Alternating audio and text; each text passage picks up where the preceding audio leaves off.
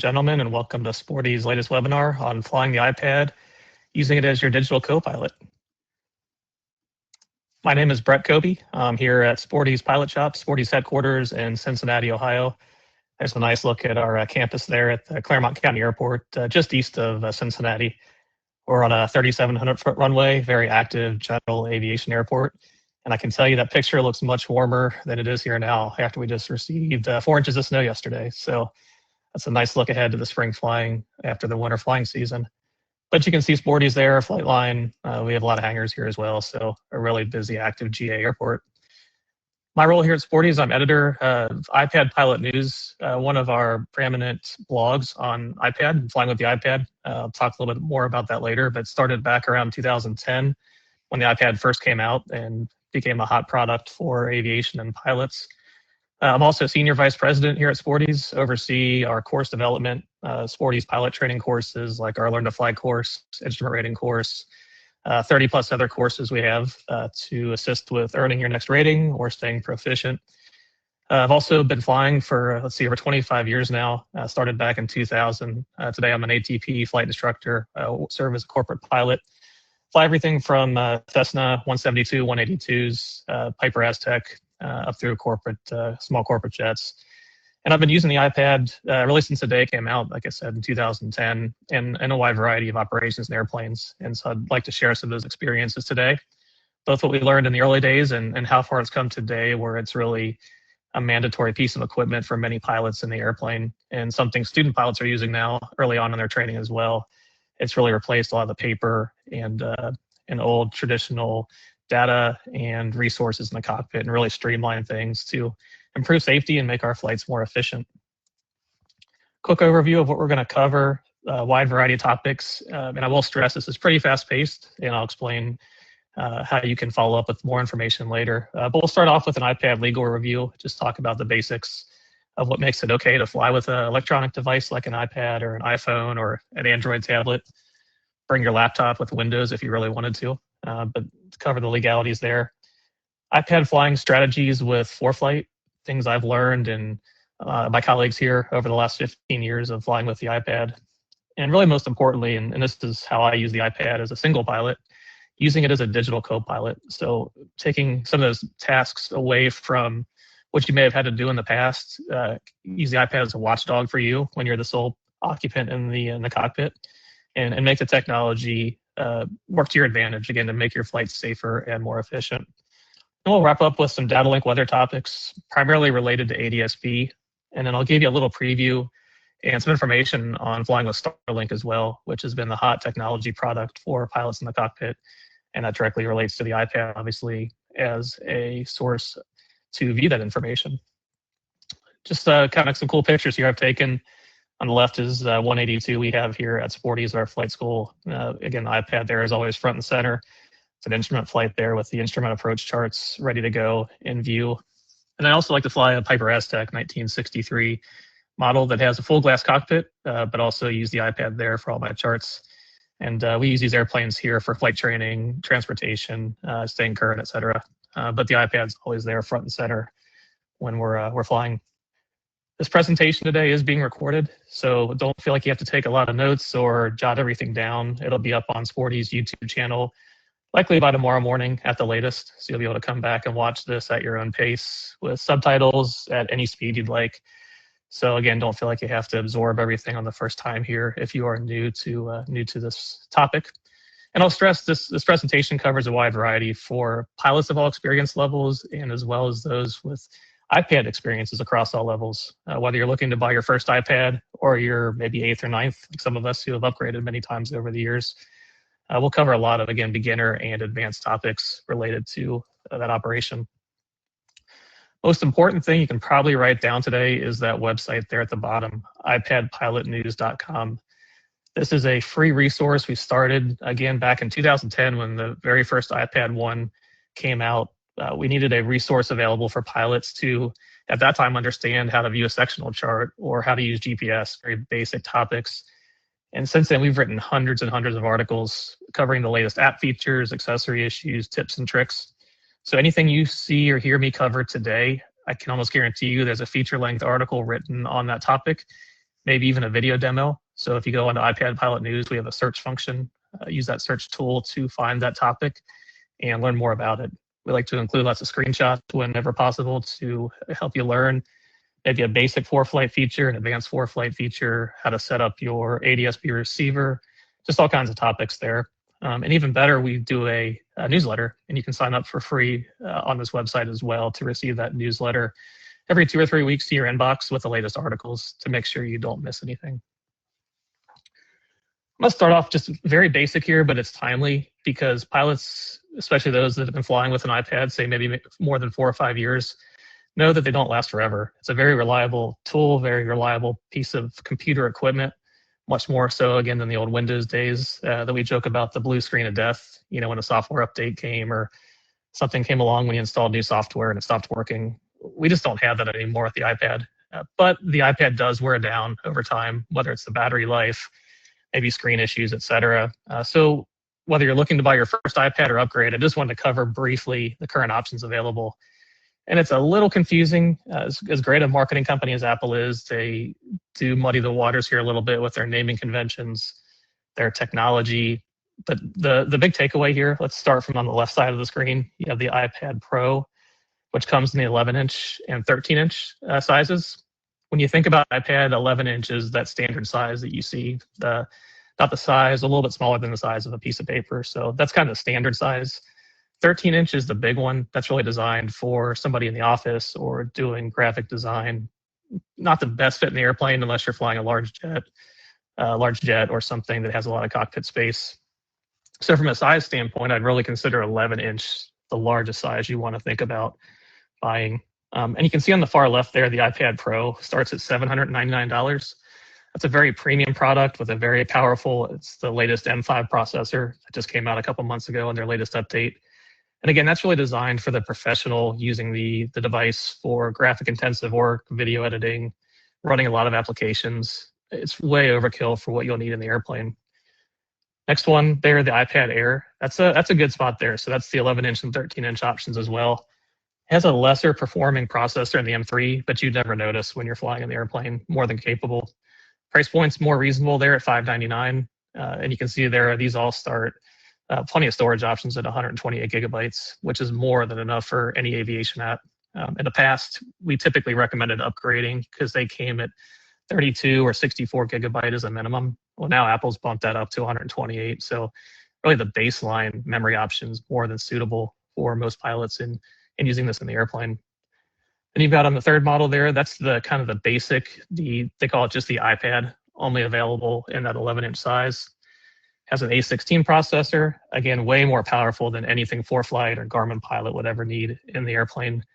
Now that starts at $349. So you can see we're starting to get to a much better price point, much more cost-effective price point to buy your first iPad if that's what you're considering. And then on the far right is really the pilot favorite, the iPad Mini, which is a smaller 8-inch size.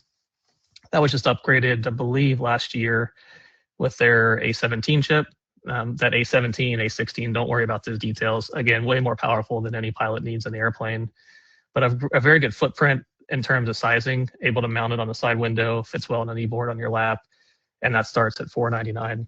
So when pilots ask which one should I consider, I tend to lean towards either the iPad Air, that 11-inch model at $599, or the iPad Mini starting at $499.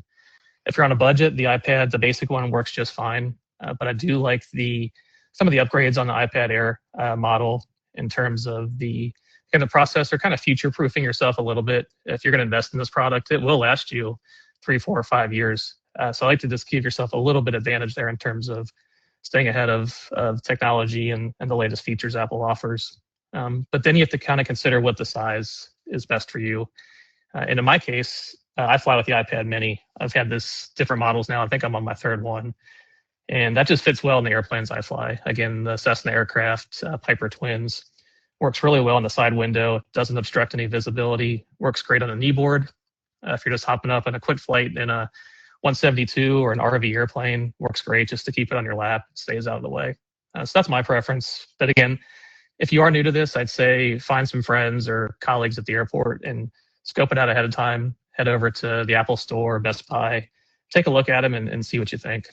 I know some pilots with Viewing limitations, prefer the larger size just to have the larger screen, and that's perfectly a good use case there as well. So it really comes down to your preference and airplane you're flying in terms of the size.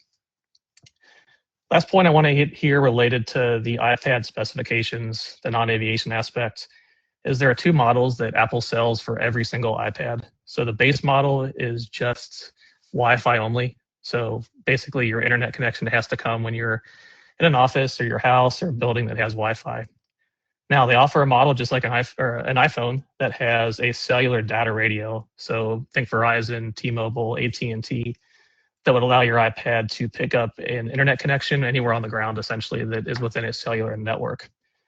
The interesting thing here, and Apple's done this since day one, is that when you upgrade to the cellular model version, they also include a GPS chip in the iPad, which that should give you a clue as to what you might be able to use that for. Now you've got GPS and navigation data coming to your iPad in flight as well. The GPS has really nothing to do with the cellular data radio in the iPad. It's just the way that Apple pairs the technology with that upgraded model. So we know a lot of pilots who never plan to activate their cell data. They never plan to get a Verizon account or an AT&T account for their device, but they spend the extra $130, $140 to upgrade. And now you've got a built-in, really reliable, very accurate GPS chip in your iPad, which can drive the moving map navigation in ForeFlight or Garmin Pilot or whatever app you're using. At the price point now we're at, for that extra $130, I think it's a valuable upgrade. I would definitely consider it. Even though we'll talk about other GPS sources later, it's a good backup just to have that GPS in there. The first several iPads I purchased, I skipped that. And I quickly realized, again, that there's some flights I go out on that I don't take an ADS-B receiver, or the airplane doesn't have a Garmin Datalink GPS I can connect to. So it's nice just to have the GPS built right into the iPad mini. I can get that moving map navigation with no extra work. So I do recommend that upgrade when considering your purchase. So let's move into some of the best practices. And we can learn a lot in general aviation, and not just related to iPad flying or flying with technology, but we can learn a lot from how the airlines and corporate aviation do things. They rely on a lot of standard operating procedures, processes to make sure that every pilot and every airplane and each organization does the same thing the same way every time and standardizes. That improves safety, makes sure things aren't forgotten. Really comes down to the core essence of what a checklist is designed for. And I'd like to work with pilots to develop the same kind of standard operating procedures for flying with the iPad as well. Again, we're thinking of this in my perspective, it replaced paper charts that I used to fly with, 15 years ago. That's a big deal. We have the reliability of a piece of paper or an approach chart book, and now we're switching over to electrons and batteries and screens. And there are more things that can go wrong there. So we have to make sure that we prepare ahead of time, have the device up and working, full battery, and also have contingency plans. And that's where all those standard operating procedures come into play. And that's what every pilot at every level should be considering when they bring an iPad into the airplane. So from a legal standpoint, there's not a federal aviation regulation, not an FAR particularly, that applies here that says it's okay or not okay. But this is a case where the advisory circulars will tell you how it works essentially. And if you research it, you'll come up with two essentially that apply to EFB or electronic flight bag operations, which is what the iPad is. So the one that's most important to us today is AC 91-78. That applies to Part 91 operations, GA, not for hire, basically what most of us are doing when we're out flying our Cessna. I bring up another one, which is Advisory Circular 120-76, current version E. That's the one that applies to commercial operators. So the scheduled air carriers, Part 121, the charter on demand group, Part 135. And as you'd imagine, the requirements and hoops that they have to jump to are much greater on the commercial side. Things like decompression testing and all kinds of documentations on procedures need to be done, FAA approval. That all applies to the commercial operators. But we're focused on 91-78. And I do recommend grabbing a copy of this if you haven't looked at it, because it's a pretty good and easy to understand advisory circular that basically outlines what we need to consider when using an electronic device in the airplane. This one was last updated in 2024. Prior to that, I think it had been around since 2007, even before the iPad was out there. So FAA did update this last year to get with the latest times and latest terminology. And you've heard me use several times now the term EFB, or electronic flight bag. That's the official term for a tablet, iPhone, computer, anything portable essentially that you bring into the airplane that will display navigation or aviation reference material. Couple points here, very simple. They say it must be able to display the functional equivalent of the paper reference material. Should be common sense. So if we're on a VFR flight, flying through Class B airspace, you typically have a sectional out with that airspace depiction and airports and towers on the ground, et cetera. Well, we have to have a digital version of that. And that's where the apps like ForeFlight and Garmin Pilot come in, that display all your charts in a very convenient and well-organized interface. Next also makes sense if we think about it from a practical perspective. The aviation data displayed must be current and verified by the pilot. And that's where our pre-flight steps come in to make sure that the charts are indeed accessible on the device. They're current, updated every 28 days, just like your paper charts in most cases. And most importantly in the AC, and this is a big takeaway here, is that no formal FAA approval is required. Essentially, you as the pilot in command, like many other tasks and responsibilities, are verifying essentially that the device is up to spec, ready for the flight. Common sense things, again, does it have enough battery life to last the entire time? We don't need a backup, as we'll talk about here in a minute, but you may want to consider a backup as well. Maybe flying those low IFR days on a longer trip, a backup might be a consideration. But no FAA approval required, no backup required. So a lot of flexibility here that the FAA gives us in terms of using these electronic devices. So I mentioned the corporate operators, the commercial operators have lots of standard operating procedures for all aspects of their operation, whether it's shutting the door, getting the airplane ready for a taxi, that kind of thing. Of course, they have them as well for their electronic flight bags, and that's what we want to develop here in our GA operations. And I treat the preparation of the iPad and pre-flight just like the airplane. So if I've flown 1,000 times with the same airplane or 1,000 times with the same iPad, I still follow that same procedure on the 1,001st time. And that ensures, again, that reliability, that everything is ready for you on that flight. So there's the iPad pre-flight step, kind of 4 things here. The pre-flight of the iPad itself, which we'll cover here in just a minute. I want to consider a backup for data. So what if the data becomes corrupt or inaccessible on the device? Thirdly, kind of related to that, is the backup for power. This is a battery operated system, and batteries don't last forever, so we need to have ways to either charge it or keep it charged. And then lastly is a mounting consideration. We're in a very dynamic environment in the airplane, turbulence and banks and G's and all that, so we want to make sure the iPad is somehow fixed and positioned in the airplane. So let's first talk about getting your data ready. And so keep in mind here, kind of going back to basics, that on the ground here, if we pull up the internet or your iPad and you load a chart in ForeFlight, it's going to be basically pulling that information from the internet and probably just temporarily displaying it, essentially, just like a web page or any other kind of data that you pull up in a web browser. When you load that sectional in the app, it's not saving it for offline use. And that's important because most of us are not flying with in-flight internet currently. And so you get to 10,000 feet and you go to load that chart again, it's not available because you don't have an internet connection. So one of the key kind of processes is to make sure all of your data, all of your aviation data charts are saved to the actual device itself.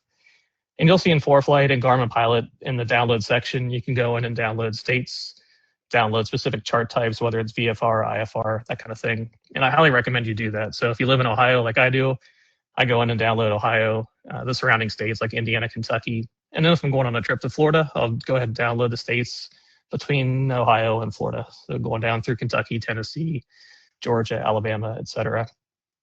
Now, there are some shortcuts to make sure you do have all the data. And in ForeFlight, if you look in the flight planning screen there, you can see we have a route from Southwest Ohio out to Maryland. There's a little suitcase button after you enter that flight, and a red badge will appear. It's towards the top right of the image there on the left. That's the pack button. And that's kind of like the easy button to make sure all your data is stored and available on your iPad. So even if you went in and downloaded all the states, Ohio, West Virginia, Pennsylvania, still hit that pack button. It'll basically analyze your flight plan with a corridor buffer, so 50 to 75 miles on either side, and it will download all the charts required for that flight.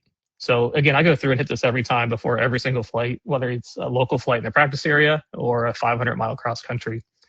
Cool thing too is it'll also download beyond the charts. It'll download all the weather, so all your currents, airmets and TFRs, it'll get fuel prices, NOTAMs. So in a unlikely event you miss something in your weather briefing, you'll be able to retrieve that in the airplane without an internet connection.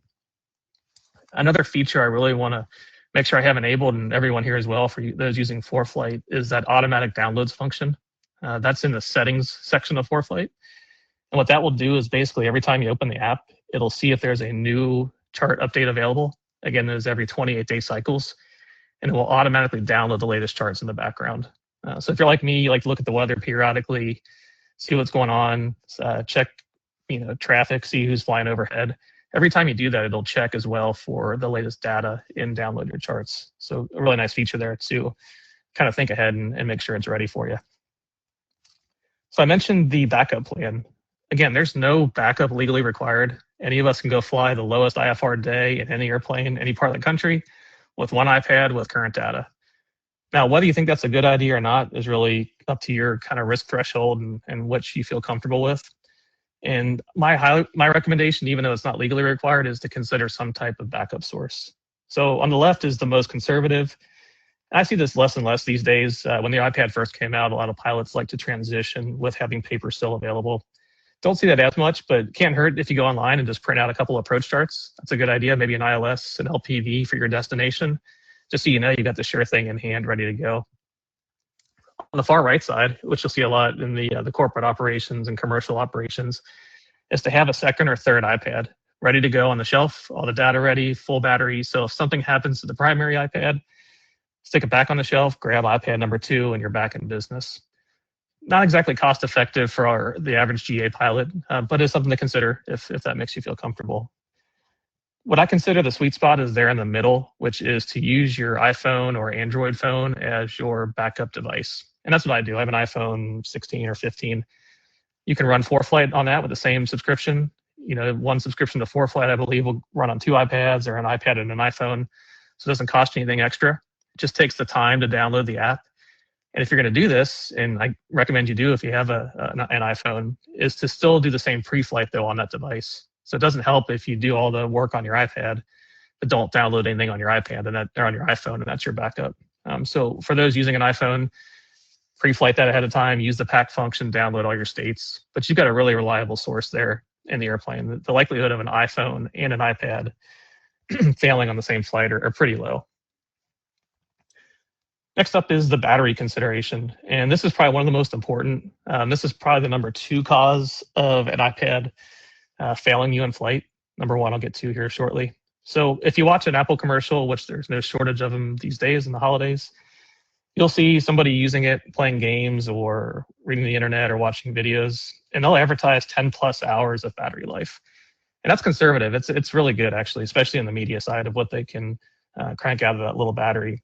Now, the second you bring it in the airplane, though, and we connect it to a GPS source, doesn't matter what GPS source, whether it's ADS-B, internal GPS, et cetera, it's going to drop down to about 3 or 4 hours of use. It just takes more energy and processing to run ForeFlight, run Garmin Pilot, process GPS, position data, and all that. So a flight around the traffic pattern, great. Practice area for a flight training lesson, great. Longer cross country, pushing 4 hours, you're going to need some consideration and some additional power, essentially, to keep that iPad functional and operational the entire time. So again, we've got lots of options. Again, this depends on whether you own your own airplane, renter, borrowing from a flight club, that kind of thing. So let's start on the far right this time. That's a panel mount USB port. And these are becoming pretty common for owned aircraft. We have an avionics shop here at Sporty's, and I'd say just about every install are putting in USB ports in the panel, and a lot of times even in the back seats for the passengers. That's a sure way to make sure you always have power available to your iPad or any accessory you bring along in the cockpit, USB-A or USB-C port. In the middle, many aircraft, more so towards I'll call the legacy, not the brand new ones, but the legacy airplanes had cigarette lighters, or a 12, 24 volt port, essentially. And Sporty's is still producing chargers, modern chargers to this day, that work with that. Here's our latest. I'll talk more about this in a minute, but has retractable Lightning and USB-C cables built into it. Has also 2 ports as well, so you can charge multiple devices at the same time using a power outlet that's likely installed in your airplane already, especially those built in the 70s and 80s. For the renter, the flight student, the one moving around different airplanes, a battery is your best option there, which they've become very large now, very efficient, able to charge your iPad several times in flight. So I would say the battery is probably the most popular, most common option, even for those with a charging system in the airplane, just because of the portability factor. And you can use it really anywhere you go also. I never leave for a trip without one of these, whether it's an airline trip or a GA trip. These are our latest generation models. Again, the Sporty's Flight Gear line. So you have a small one there on the right, which is 10,000 milliamp hours, or a large battery, 27,600 milliamp hours. These are the newest versions too that have a built-in data screen on there, so you can see how much charge is left on the battery. You can see through each port. There are 2 USB-C ports and a USB-A port. You can see the power draw from your devices from the system, so you can see what's going in, what's going out. These are also very highly rated, so 140 watts max power on the large battery. And to put that in perspective, that's enough to power a Starlink mini antenna system. So way more powerful than what you need for your iPad, but also able to drive even the most sophisticated and power-hungry accessories. So really great batteries here, less than $100 for even the large one. So really a no-brainer to put in your flight bag. And these make really great gift options as well for the holidays. Now, consideration when charging your iPad is that the iPad itself will typically come with a 20-watt charger, and that's what you'll see there from the newest iPads and newest iPhones. And that is larger than the ones from even 5-10 years ago. So it allows you to charge your iPad faster. It's almost so you can charge it to 50% in about 30 minutes. It's called power delivery or fast charging. And typically what you want to do here is to use the USB-C port on a newer iPad and also use USB-C on the charging adapter side. So most efficient way is to go C to C when charging your device. If you have an older device that uses the Lightning cable, you can also go from USB-C to Lightning and also get a pretty fast charge there. But pay attention to the wattage on your charger. They're not all created equal. And maybe if you're holding on to some of these from 5-10 years ago, you might find they're pretty inefficient, maybe only 5 watts or so. And that can take many, many more hours to charge your iPad. To help out with that as well, to again, make sure you're charging the most efficient way possible, we developed a fast charger here at Sporty's. This will put up to 65 watts out of the charger. This is a wall plug, 110 volts. 2 USB-C ports and USB-A port. Can charge up to 3 devices at the same time. This is even powerful enough to charge your MacBook or your laptop, so kind of eliminate some of the extra devices in your travel bag. It's a great product, again, not very expensive, less than $30. Much less expensive than the Apple chargers, in my opinion, more capable, and just a really good product to have with you on your trips. Same thing here, I mentioned before, we designed our own cigarette lighter adapter as well. Aviation specific in this case, as I mentioned before, it has those retractable Lightning and USB-C cables built into it. So one less piece you have to carry in your flight bag. It's all nicely organized into the charger. But what we really like about this one here is you can see on the voltage display, it's a real-time readout of what the health is of your airplane electrical system. So if you're in a Cessna 172 with a 24-volt battery and a 28-volt alternator, you're going to see 28 volts there when everything's going well. But if you have an older model that doesn't have a voltage meter like the newer Cessnas have, you can add that right here with this display and keep an eye on, again, the health of your electrical system while also keeping your portable devices charged. Another point here is that you have to consider the actual charging cable as well. And these aren't all created equal as well. So if you go on Amazon and buy the cheapest one you find on there, you're not going to be guaranteed that it's going to work well, have the full wattage amount that it's rated for. But the big problem we see is interference. Same thing for the ones you might find at a gas station, just the really cheap overseas manufactured products. Everything we develop and sell here at Sporty's, we test in a wide variety of airplanes. And again, you'll find radio interference possibly with those cheaper cables when you're plugged in and charging your device. And we like to make them efficient, not only on the power delivery side, but also smart as well. And starting on the right-hand side there, you can see a model that actually shows the power output through the cable and wattage. So able to tell that you're getting the correct amount out of your charging system, out of your battery, whatever it might be, and sending that to your iPad or iPhone. Our latest model here that the crew came up with, and I'm a big fan of this one, a very simple cable, but it's a magnetically coiled cable. And what that means, as you can see in the picture there, it's on a 182 flight I took earlier this year. is that when you plug it in the panel, it automatically coils up so you don't have wires hanging around everywhere. It seems simple and not a big deal, but it's really nice to keep your cockpit organized. And when you unplug the cable too, you can toss it right in your flight bag and it coils right up into that perfect little circle. And this works really well for organization, and I'm a big fan of that one. I know it says magnetic, but again, don't worry, there's no interference there. It's more just the way that the cable organizes itself. So it works really well in the airplane to keep your iPad charged. If you have an older iPad, maybe it's not lasting as long as it used to when it was new. There are some ways to try to understand what's going on there and maybe maximize the battery based on what's going on in the background. All the iPads have a battery utility built into the settings app. If you dig in there, it'll show you basically the charge level and which apps are using the most power on a period of either the last 24 hours, 3 days, or up to 10 days. So what you might find, especially if you had your device for a long time, have a lot of apps, there could be some running in the background that you don't even use, but they're constantly fetching information from the internet or downloading data that are draining your battery just while it's sitting there at your house in the kitchen table. So check this out periodically, make sure you don't see anything like that. There are ways to turn off background activity or turn off notifications. It's just a great way, again, to maximize the battery life and just understand what's going on behind the scenes and try to find any culprits of what could be draining it that you really didn't intend for it to do and doesn't provide any value to you. So I mentioned before, number 2 reason your iPad's going to fail in flight was lack of power. Number 1 is going to be an overheat condition. The iPad uses a lithium ion polymer battery that, just like any lithium ion battery, is susceptible to heat.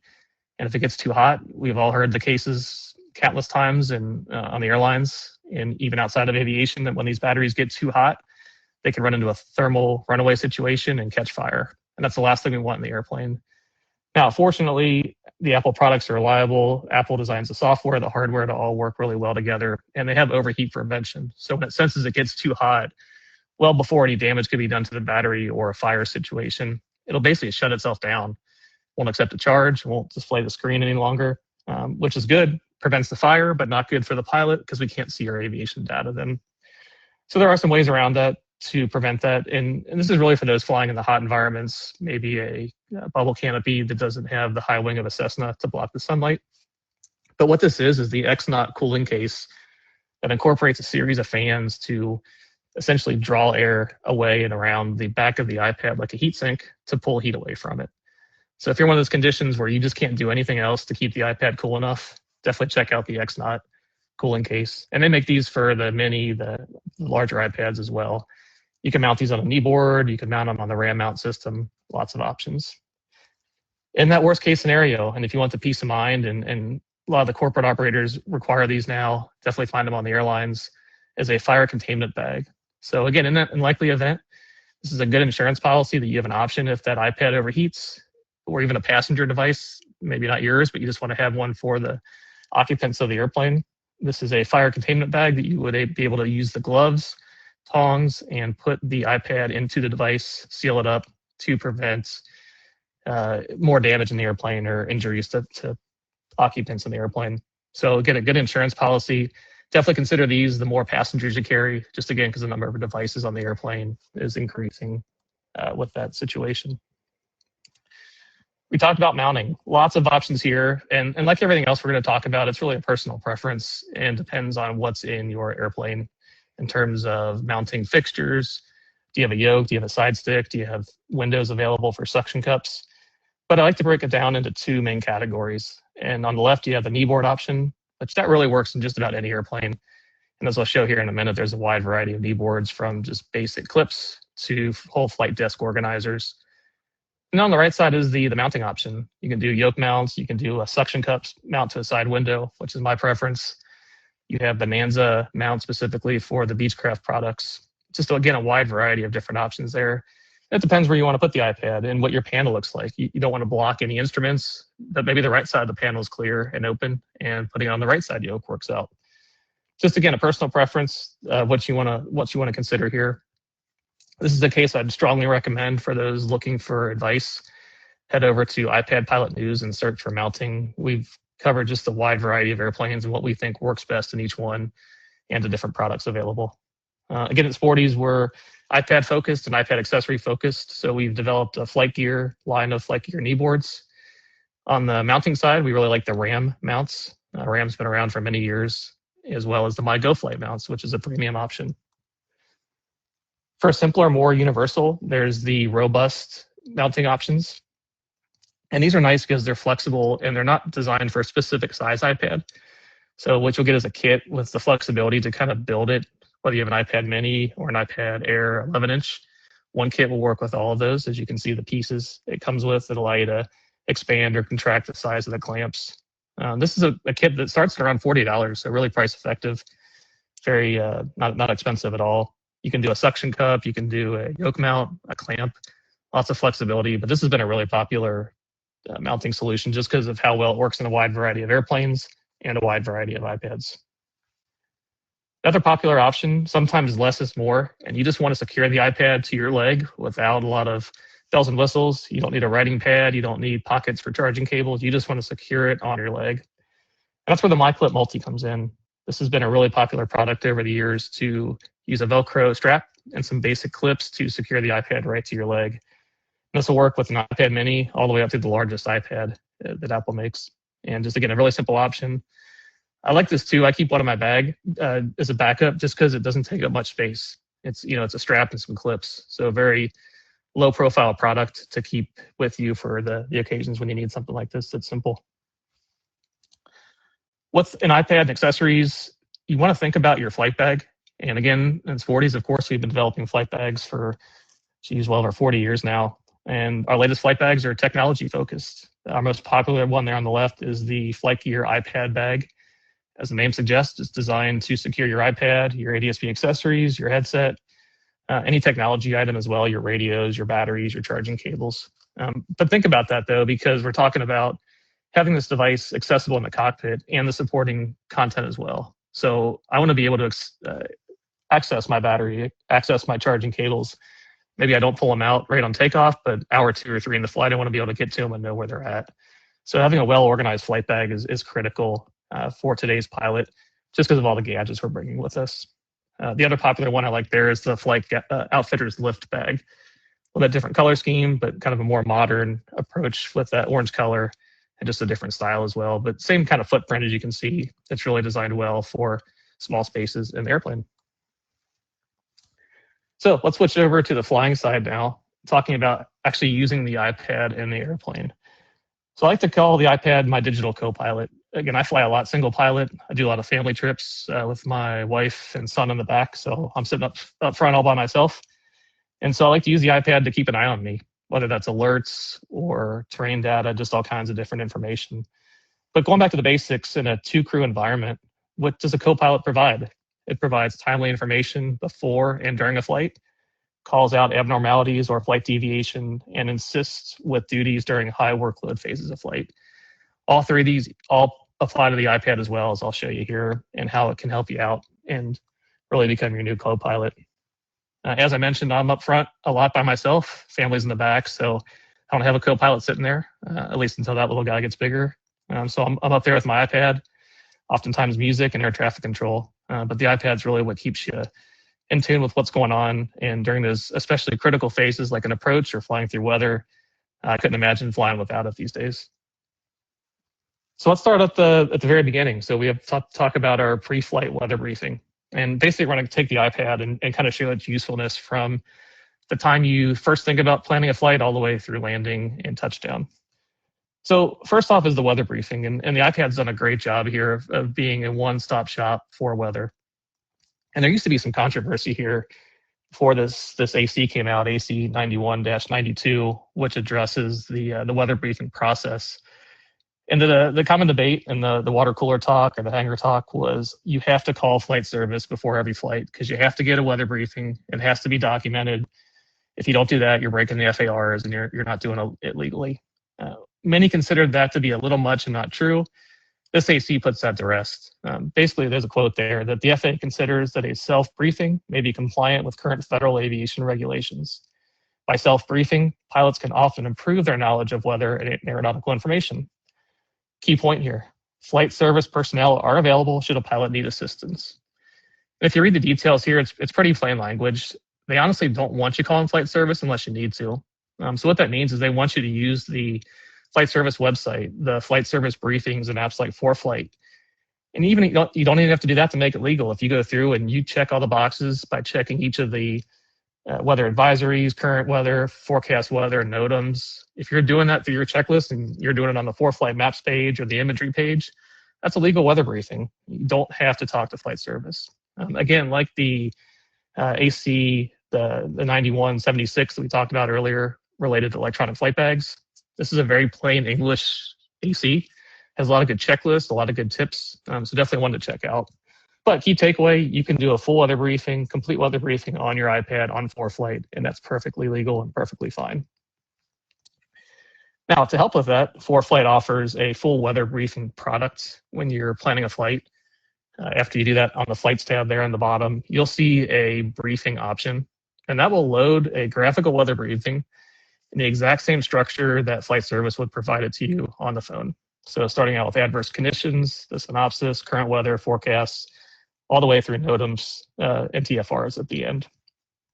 And this is a great way to make sure you're hitting every item, whether it's a severe clear VFR day or flying through a cold front, landing in some low visibility conditions. But especially for those transitioning from the flight service, structured briefing, talking on the phone or the flight service website, this is a great way to use ForeFlight and make sure you're hitting all the current products. And what a lot of pilots will do is they'll use this to kind of set their framework and then eventually transition over to the same products on the map screen or the airport screen and basically go through the same flow and a more dynamic and interactive view on the maps. I'm not going to spend too much time going through all the weather because that could be a whole presentation in itself. But I did want to point out that ForeFlight added weather cameras here recently. This is available on their what they call their essential plan, the mid-level plan. But this is really effective. We were in Alaska over the summer doing some flying where there's not a lot of weather reporting, and it changes from mountain pass to mountain pass and even airport to airport in the valley areas. That they basically up in that area look at the winds forecast, current winds and winds forecast, and weather cameras. And it allows you to see just what's going on in the different sectors around an airport. There's not a whole lot of cameras quite yet in the Midwest. You'll see them more so in the mountainous areas in Colorado. Some in the Appalachians here, more so up in the New England area. You can see her up towards Maine here in this screenshot. But a great way during your pre-flight briefing to take a look ahead of time and see the different areas. Most of our weather reporting is coming from a single point, AWOS antenna or ASOS. But oftentimes the weather south of an airport is completely different than the weather north of an airport. And these weather cameras allow you to see that. So if you do have that essential plan, check out that layer under cameras in the main ForeFlight map settings. And I can see this even becoming more useful as in-flight internet is more cost-effective in the airplane, that we could use this, say, an hour out before landing. Check the weather cameras at the airport. How's it looking? Which runway looks the best as you're planning your arrival? Another feature kind of in that pre-flight aspect, this is more of an FYI, but ForeFlight and Garmin Pilot, thanks to AOPA and their efforts, are able to display FBO fees, which is often hidden in the past, or you had to call the FBO. So a great pre-flight resource to learn about ramp fees or hangar fees, tie-downs, et cetera. But when you're viewing an airport and an FBO, check that out. You know, many of us check fuel prices, but a great way just to kind of get some information about the FBO itself is to use that fees information in the FBO tab. Another feature electronic flight bags excel at is that pre-flight performance planning and weight and balance planning. And I didn't want to cover too much on the weight and balance side in ForeFlight and Garmin Pilot because those features have been around for a while now. But one often overlooked feature if you're on the premium plan is you can enable this graphical weight and balance view in your ForeFlight app that allows you to basically touch positions on a seat or a cargo area, pilot seat, et cetera, baggage, and do a graphical loading. But the key part here is that if you have a ForeFlight premium account, this is not enabled by default. You actually have to go into the web version of ForeFlight and select your airplane. Here you can see on the left-hand side, we selected 61 Papa Papa. And then you have to add a weight and balance profile. So you basically have to configure the graphical view on the ForeFlight website that will then show up on the actual mobile app in your iPad or your iPhone app when you get in there. Just as something to point out, I see a lot of pilots overlook that, but kind of a neat feature to help out with weight and balance, and especially if you're flying a larger airplane to experiment with loading very quickly. NOTAMs have always been a source of pain, and I think they are today still to some extent just because of the way the FAA disseminates them. During a weather briefing, if you go the traditional route, you just get a big printout of just a lot of text. It can be hard to find the ones that matter from the countless tower light outages. But one way that the EFB apps like ForeFlight and Garmin Pilot have really helped and increase safety and awareness and less surprises is by displaying NOTAMs and information where it matters most. And in this case here, we're looking at an airport diagram in ForeFlight. Anytime there's an airport closure, a runway closure, taxiway closure, you'll see that big red badge there at the top. And which it should be before every flight. We should be looking at these charts ahead of time to become familiar with the airport layout. But you can tap that button and see all the NOTAMs. So there really should be no excuses anymore for not knowing about a runway closure. In this case here, we're looking at the moving map tapping an airport on the left-hand side. It shows runway closures right on the runway information tab, as well as a big red banner, and as well on the airports page, which we're most likely looking at before every flight as well to check the weather, check airport information, big banner, runway closed or airport closed by NOTAM. So these NOTAMs, I was guilty 20 years ago before the iPad of showing up in a non-towered airport that was closed because I didn't get that information in the pre-flight briefing. But for that to happen today, I'd almost call it inexcusable just with the way that the information is presented. Again, another reason you should be looking at your mobile app before every single flight, if for nothing else, to check the weather and those critical NOTAMs.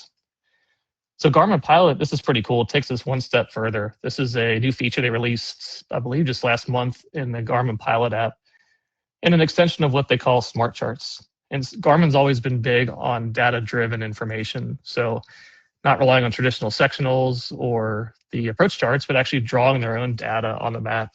And if you think back to the Garmin handhelds in the early 2000s, like the 296 and the 496, they had those nice color screens that were really ahead of their time, showed navigation data, not sectionals, but Garmin's own data and aviation information.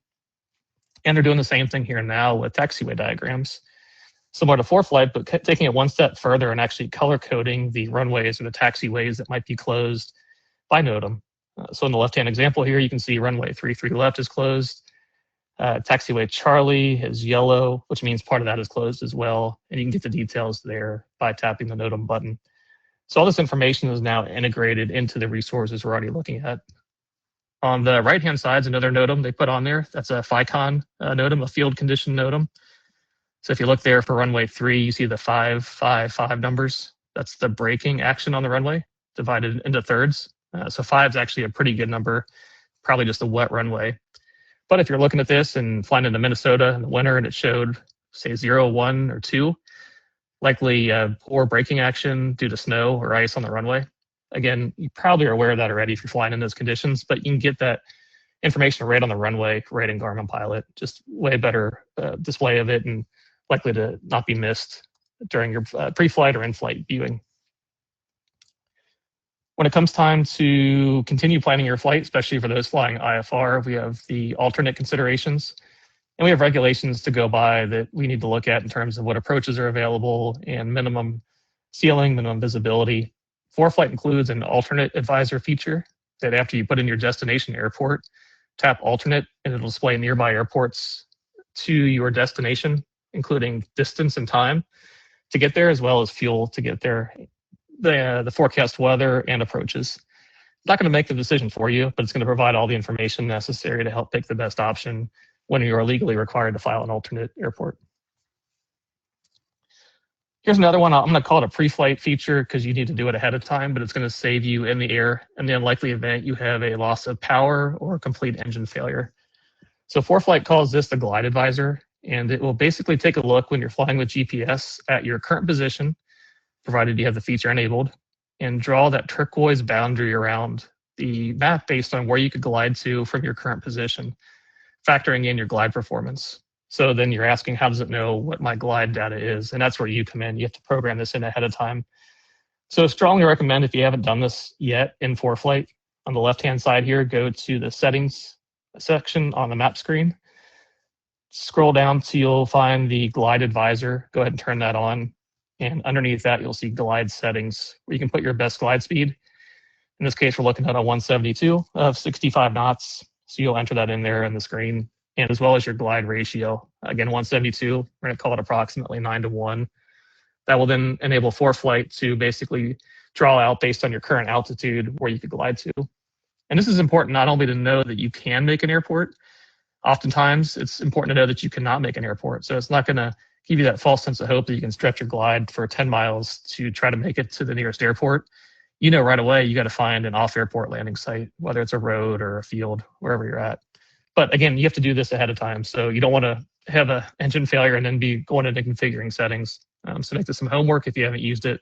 Go into your settings and configure your glide advisor for your particular airplane.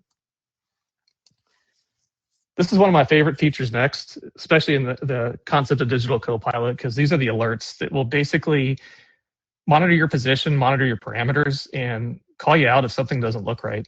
And ForeFlight does the best of any app here in terms of all the different alerts they offer. Some are basic, just telling you what the weather frequency is at the destination airport. Others are critical. You're about to hit an obstacle. Your sync rate is too high. You're lined up with the wrong runway. All things that are very, very important to the single pilot that, again, that co-pilot, if there's a human being sitting next to you, would hopefully be watching for you as well. So before I go into these, I want to definitely bring up a good point here. ForeFlight announces these alerts and displays them. So most of us have probably seen the display before, either an amber or a yellow annunciation with the actual message on the screen. But what many don't realize, there's also an audio component to this as well. And it's hard to hear your iPad speaker, especially over a loud Cessna Lycoming engine. So what I recommend every pilot, if you have a Bose, David Clark, Lightspeed, whatever it is that supports Bluetooth audio, even if you have no intention of doing phone calls or music, still connect your headset to your iPad via Bluetooth. That way the alerts from your iPad come over to your headset.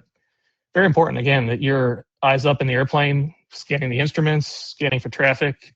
You're not always staring at your iPad, but if one of those messages comes up, it'll come through your headset, obviously causing you to then find your iPad, look at it to see what the message is.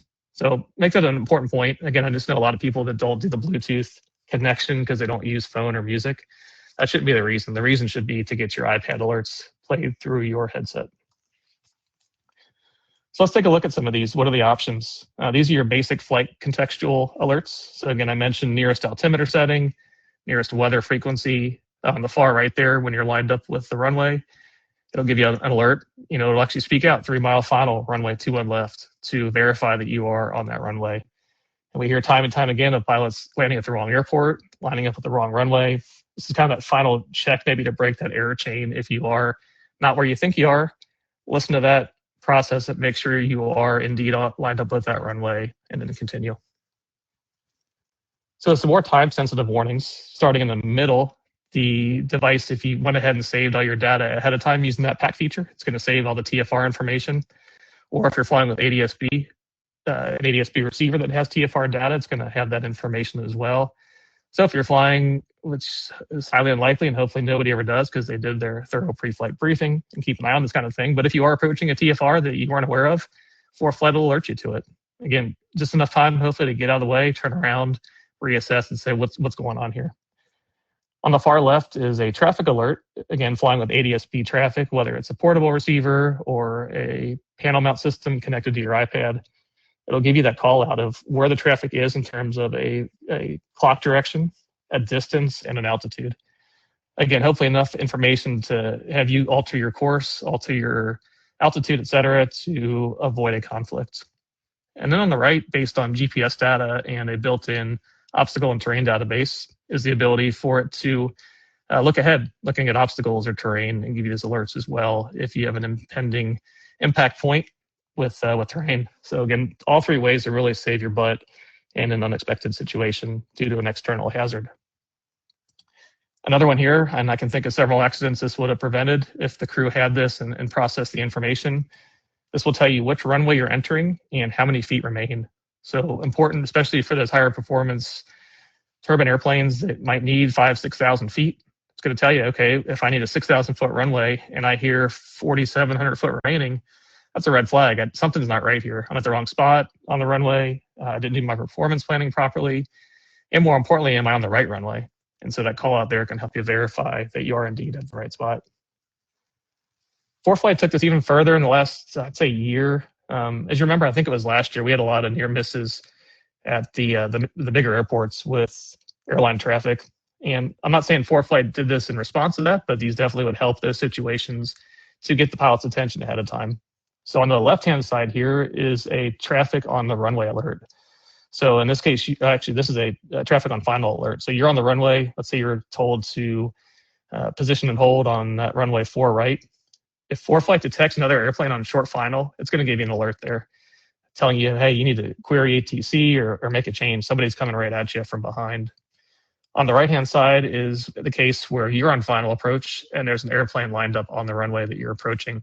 Again, to get your attention, ask ATC what's going on, initiate a go around, et cetera. But again, another final check there the system is doing for you.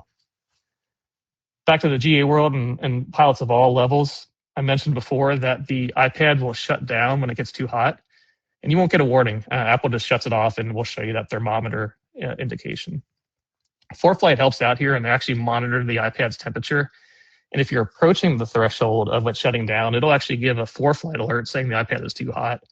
So kind of a pre-warning that the overheat condition is coming and you need to make a change. So get it out of the sun, get it in the shade, direct some airflow over it, put it in a cooler, whatever you have the ability to do in the airplane.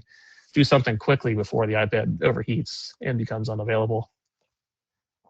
If you're flying with a Sentry Plus or Sentry, this is the ForeFlight ADS-B receiver, has a carbon monoxide detector built into it, and the device itself will chirp at you and show you some red lights if you hit that point.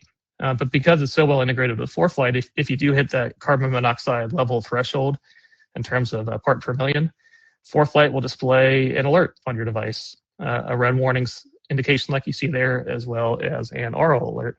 So again, another aspect, just a way to increase safety from an internal hazard in the airplane that the device is always watching. This next one's kind of cool. I'm going to play a video. This is a wake turbulence alert option in ForeFlight. So let's say you're flying near a busy airport or military airspace. It's actually going to show you in that white spot there, passing behind a large or heavy airplane that meets a certain wake criteria, that you're going to pass in the kind of danger zone of the wake turbulence. So in this case, that airplane is 300 feet above us. The wake turbulence vortices are sinking. It's going to give you an alert that you're heading right for that kind of bad spot, essentially. So either climb, turn, et cetera, and have some consideration, especially when you're in a smaller airplane. But it's just another way ForeFlight's looking out for you based on traffic information and its database of the weight class of the airplanes around you.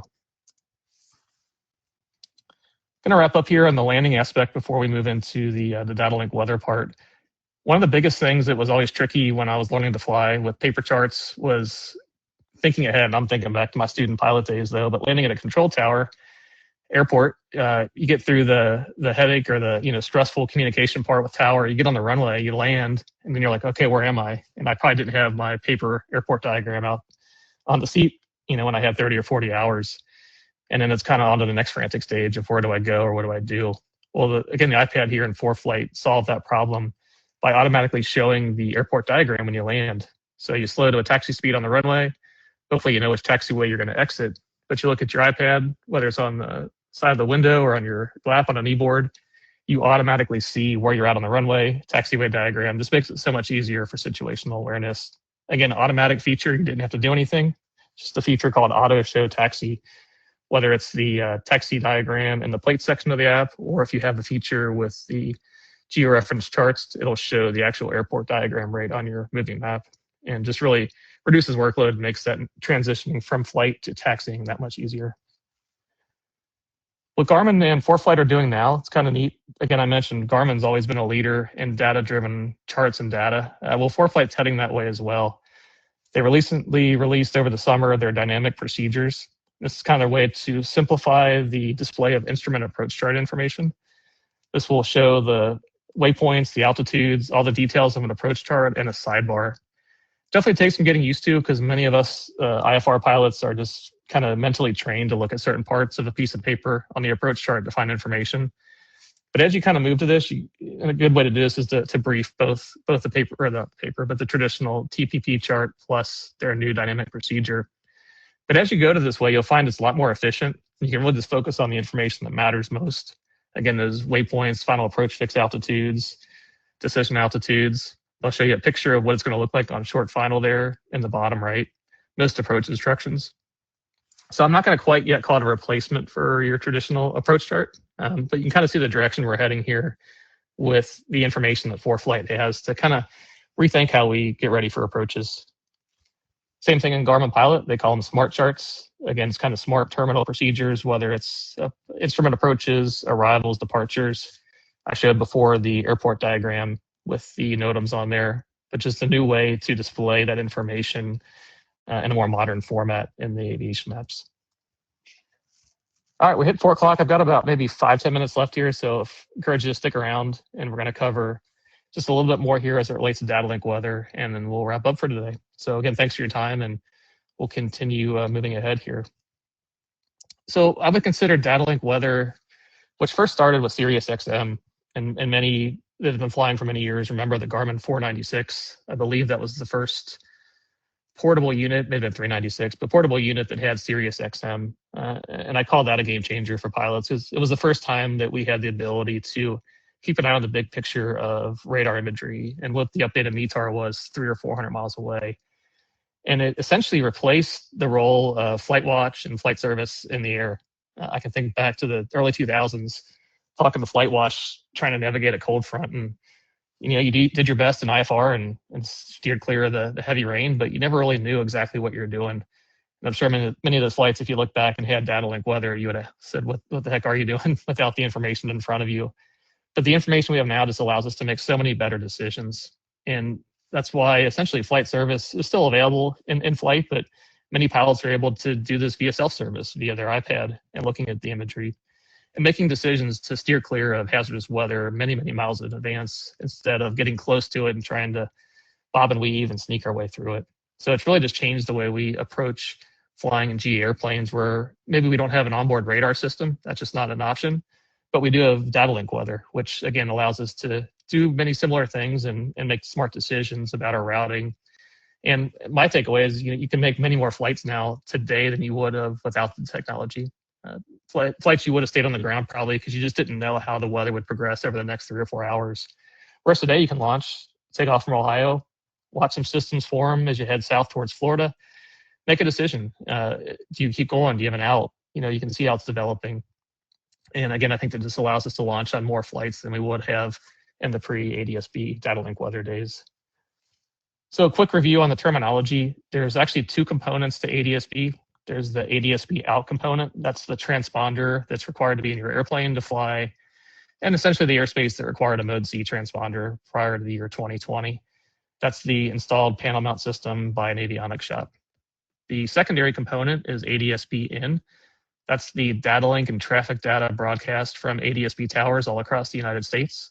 That's a non-certified product, so much less expensive. You get a product like this for starting $300 approximately. And you can take this from airplane to airplane, and that's what allows you to provide the Datalink weather on your iPad. And so in essence, there's an example of an ADSB tower on the left. Your portable receiver picks up that information and transmits it wirelessly to your iPad via Wi-Fi or Bluetooth in some cases. So these provide a lot more than just ADSB weather. And ADSB weather is weather radar, METARs, TAFs, pilot reports, NOTAMs, AirMet updates, airspace updates.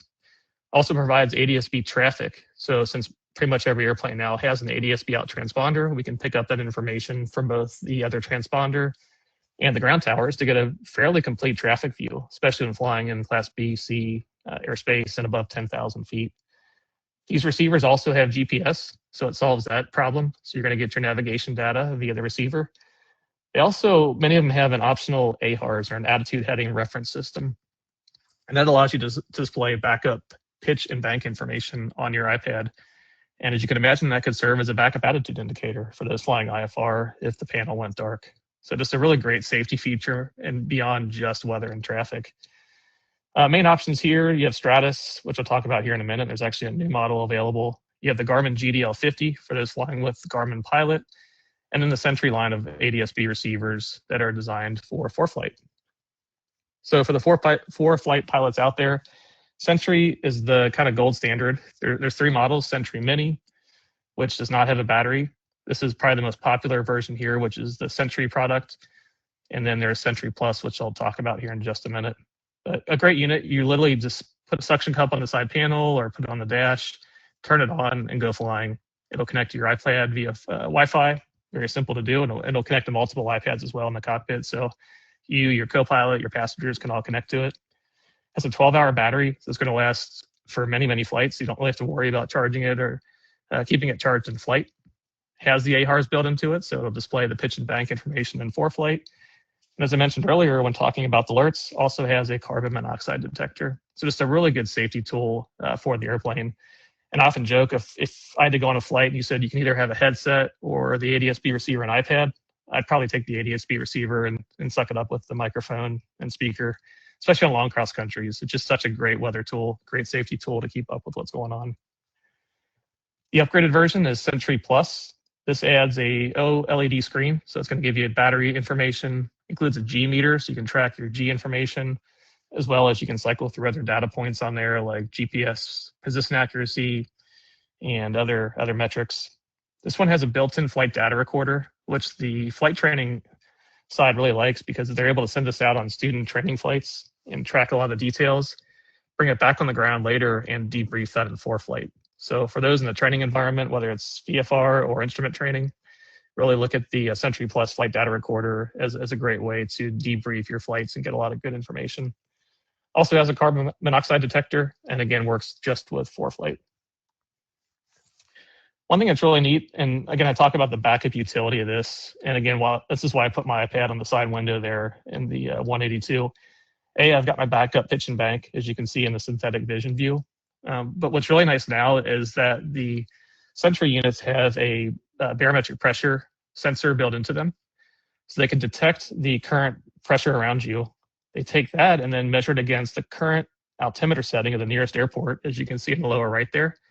They're going to correct the pressure, and you're actually going to see a very, very accurate readout of your pressure altitude, or essentially your altimeter altitude in the synthetic vision or flight instrument view.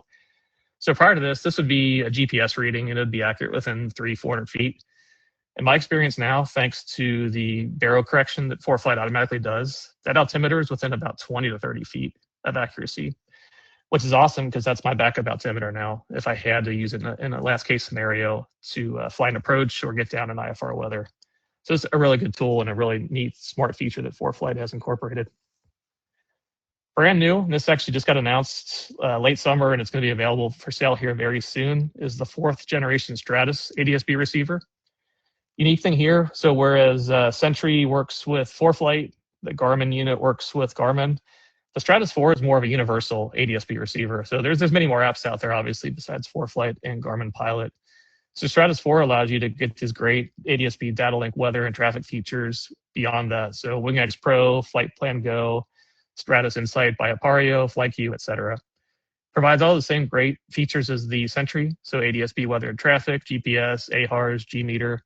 Has a color touchscreen, which they say will be upgradable and will have some future features there, and an 8-hour battery life. So again, a brand new product. It should be available for sale here any day now. But this is your unit if you're flying with one of those other applications and want the full featured ADS-B experience. Again, like the pre-flight weather, we could do a whole presentation just on Datalink weather, but I do want to get across a couple key points. That first off, this information is not real time. So it's not like looking at onboard radar if you had a dish on your airplane. And what that means is I'm not going to go in this screenshot here and try to fly an obscured route through all those convective buildups if I can't see them.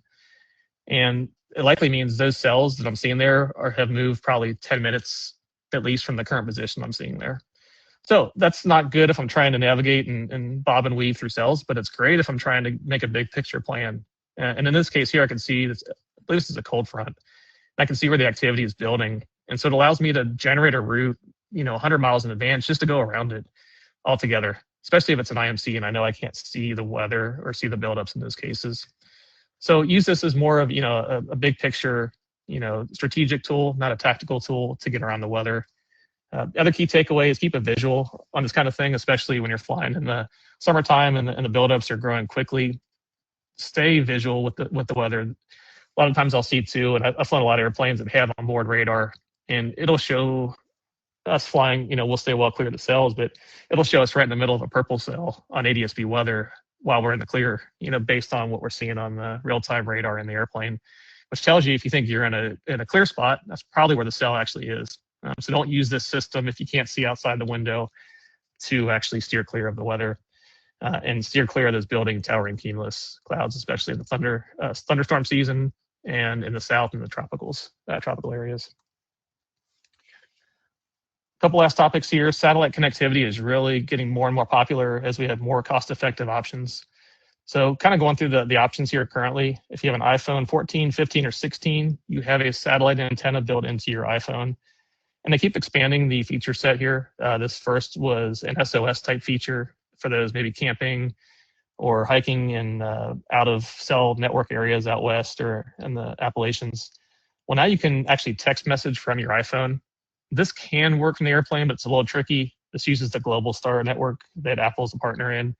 And there's just not a lot of satellite dishes out there, satellite antenna in space compared to Starlink. So it's a little tricky with how you have to line your phone up. I've used it a couple times, but it's just not reliable.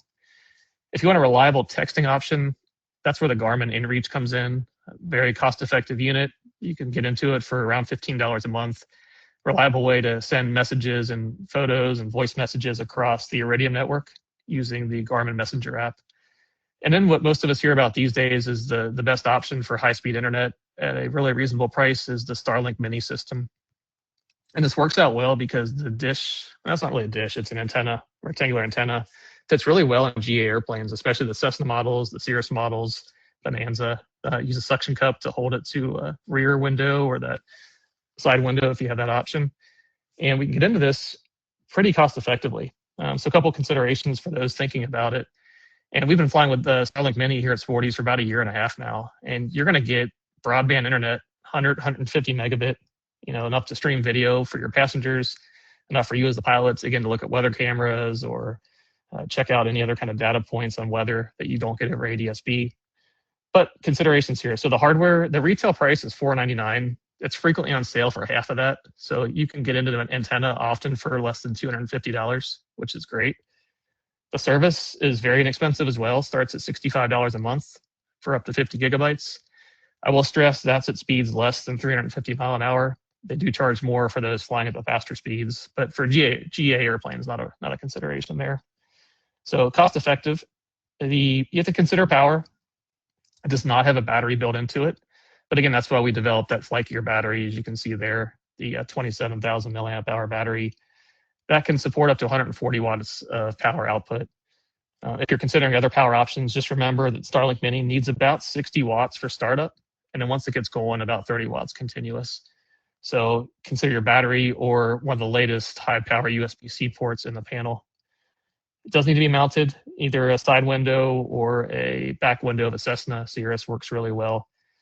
And my biggest takeaway here, having flown with it many times now, is discipline. It's very easy when you've got full internet in the front seat of an airplane to get distracted. And I was victim of this very quickly on flight where I think I missed a frequency the first time I was using it because it's so easy to get drawn into the internet world with distractions and messages and alerts. So use it for really only what matters, aviation purposes. Let your passengers use it for whatever they need. That's really, kind of the benefit there is in-flight entertainment for passengers or other occupants, but you as the pilot really have to stay disciplined because it's very easy to get distracted, lose focus with all the information available.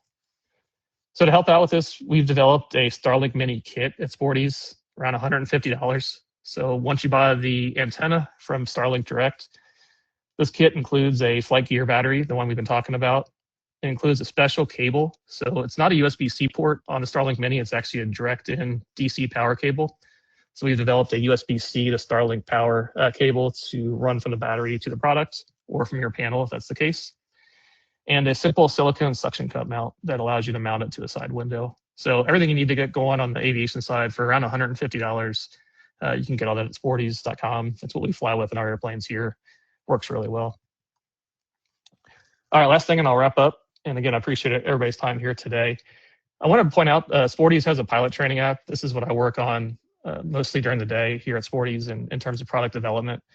This is where countless pilots have learned to fly from our Learn to Fly course, instrument rating course, commercial pilot course, seaplanes, helicopters, you name it, all the different ratings. But we recently merged with pilot workshops. And what that allowed us to do was to bring pilot workshops, pilot proficiency training focused content into our app.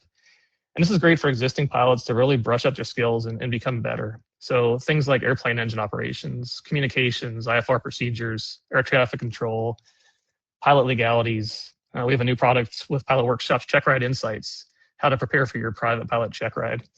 Just a lot of good courses there. So if you've had the pilot training app, you've already gotten your certificate, just want to encourage you to go to the App Store, check it out again, and check out all that great Pilot Workshops content in there. We've got about 13 or 14 courses and manuals developed by that group there, and just a great way to complement your experience as a pilot, continue learning, be better, all that kind of good stuff.